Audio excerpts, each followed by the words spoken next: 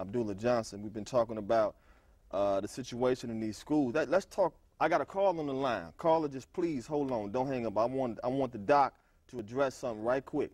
I want you to talk about this here Ritalin and this ADHD situation and this stuttering with our children. What's going on with that? Okay.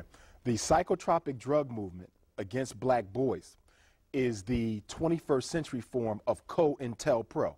The same COINTELPRO that J. Edgar Hoover headed in the 60s, or going from the 20s to the 60s, because he started with the Honorable Marcus Messiah Garvey and didn't stop until he exterminated the Panther movement.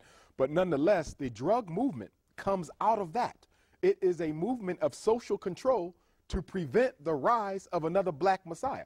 In fact, back in the 1980s, there was a movement called the Federal Anti-Violence Initiative.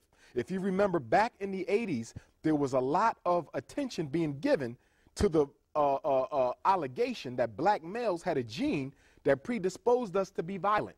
In other words, we wasn't violent because of racism. We wasn't violent because of miseducation. We weren't violent because of economic castration. We weren't violent because our fathers was being locked up and killed and taken from us. We was violent because we was born with a gene that made us this way.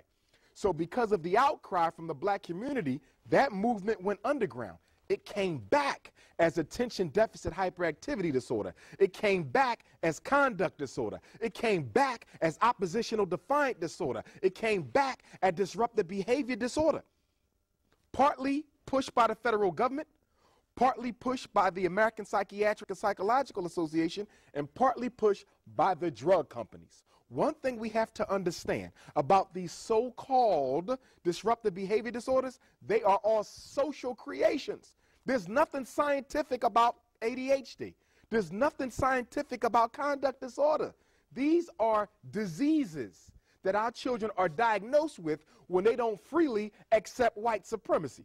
See, if I can't sit still because the information you've given me, I know it's not what my spirit needs, I'm ADHD. If I don't allow you to disrespect me and belittle me in your classroom, I have a conduct disorder. If I refuse to sit still and hear negative information about myself and my ancestors, I have oppositional defiant disorder. These disorders are the outgrowth of a defunct educational system. And the drug companies are making $40 billion a year off of doping black boys with drugs that kill their brain cells, mess with heart function, mess with their kidneys, mess with their liver, and, Brother Dawa, most of these drugs also affect the development of healthy semen in the boy's testicles. So if you're giving a black boy Ritalin or Adderall or Cyclert or Prozac or Depakote or Paxil or any of the other ones from age of 3 or age of 5 to the age of 21, when he's ready to get married and have children, many of them won't be able to have children because the drug erodes their ability to father a child. It all goes back to eugenics. In fact, Ritalin, according to the Drug Enforcement Agency of America, is a Schedule II drug. You know what that means? No. It's just as addictive as crack cocaine. The DEA has Ritalin.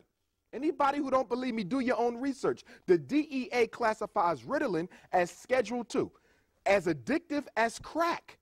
In fact, Ritalin is pharmacologically equivalent to speed. The illegal drugs speed and Ritalin have the same chemical structure. Some drugs are legal, some drugs are illegal, but they're all being used to decimate the community.